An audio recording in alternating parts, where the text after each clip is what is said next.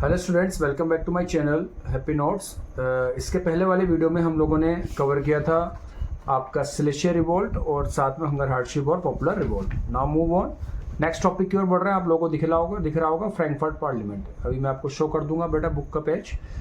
Frankfurt parliament क्या है? एक बहुत बर्निंग क्वेश्चन, इंपॉर्टेंट क्वेश्चन है। Right A short note Frankfurt parliament, what is Frankfurt parliament. छोटे नोट्स लेके आया हूँ, आपको देखने में बड़े लग रहे हैं पर ये थोड़ा सा एड्रेस करने के लिए मेरी मजबूरी थी। इससे ज़्यादा मैं पॉइंट्स को क्रॉप नहीं कर सकता था, काट नहीं सकता था।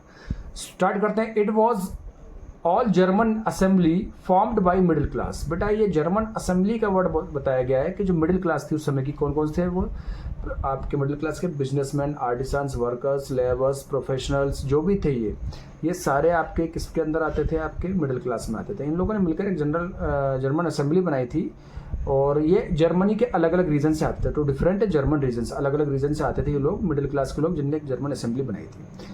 On its first meeting was held on 18th May 1848 in the Church of St. Paul at Frankfurt with 831 elected representatives. कहने का अर्थ ये है बेटा कि इसकी जो फर्स्ट मीटिंग थी किसकी?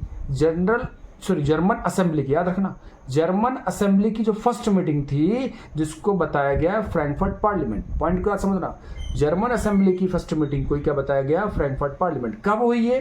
18 मई 1848 को ही एक चर्च में हुई जिसका नाम था सेंट पॉल और फ्रैंकफर्ट नामक सिटी के अंदर हुई। Frankfurt is a name of city in Germany. साथ में 831 इलेक्टेड रिप्रेजेंटेटिव, यानी जो चुने हुए आपके प्रतिनिधि थे वो कितने थे? 831 थे। दोनों पॉइंट क्लियर हो गए। Now move on third point. Headed by monarchy subject to parliament. Head किया गया किसके द्वारा? मोनार्ची के द्वारा। पर इनका मेन सब्जेक्ट क्या था उस समय?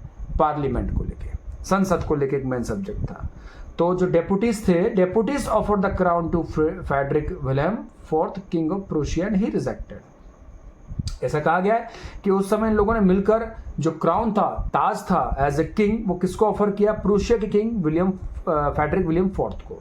पर उन्होंने रिजेक्ट कर दिया और रिजेक्ट करने के बाद उन्होंने अपोज किया किसको? नेशनल असेंबली को। मैंने इसमें लिखा नहीं बट मैं आपको बता दे रहा हूँ, है ना। तो he rejected and two other monarch and oppose national assembly, और उन्होंने नेशनल असेंबली को अपोज कर दिया और वहां से वो चले गए। Womens were only mute spectators to stand in the visitors gallery. Womens भी थी पार्लियामेंट में बट वो एज ए दर्शक बनी। कैसे? एक मूक यानी जो बोल नहीं सकती, सिर्फ सुन सकती हैं, देख सकती हैं। तो एक मूक बाधित स्पेक्टेटर्स, यानी कहने करते स्पेक्टेटर्स करते होते हैं दर्शक, एक मूक दर्शक के रूप में खड़ी हुई थी एक तरफ। आप अगर आप वीडियो देखोगे, पिक्चर देखोगे, मैं आपको पिक्चर शो करूंगा, उसमें जो आसपास कोने पे लेडीज है, आसपास कॉर्नर पे जो खड़ी हुई हैं राउंड अप बना के, वो सारी लेडीज हैं, वुमेन्स है। तो वहां पे सिर्फ एज ए स्पेक्टेटर्स के रूप में खड़ी थी। स्टैंड इन विजिटर्स गैलरी, यानी देखने के लिए जो गैलरी होती है ना, ऐसे देखने के लिए लोग बाग जो खड़े होते हैं, ऐसे वो वुमेन्स वहां पर खड़ी हुई थी। The dominant middle classes resisted the demand of workers and artisans, hence left their support. जो मिडिल क्लास थी उस समय, उसने प्रतिरोध किया किसका?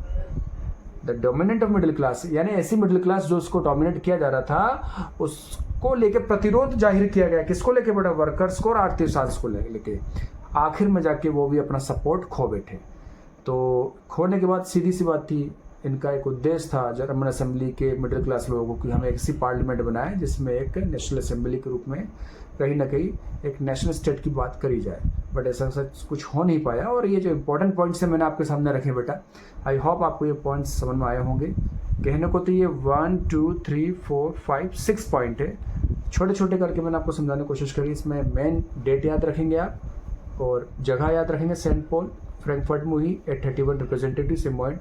क्या हेडेड था? ये मोनार्ची की ओर था। मोनार्ची ने हेड किया था। सब्जेक्ट इसका पार्लियामेंट था, संसद के रूप में होना चाहिए सब कुछ चीज़ें।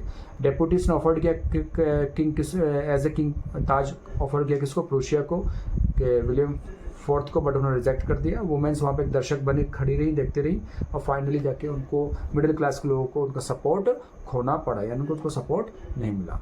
That's it from this. अब इसके आगे के जो मेन इंपॉर्टेंट टॉपिक्स मैं आपको बता दे रहा हूँ।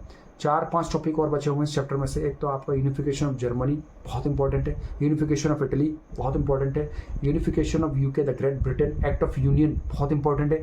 इसके बाद मारियन जर्मनिया का जो इमेज है, अलग ही फिगर है वो है, और फिर इसके बाद बाल्कन और इम्पेरियलिज्म बस इतना टॉपिक और बचे हैं बेटा, इतना टॉपिक मैं और आपके सामने लेके आऊँगा। और ये फर्स्ट चैप्टर आपका nationalism, the rise of nationalism in Europe में आपका इस चैप्टर को वाइंड अप करूँगा। So thank you, keep supporting me, thank you so much.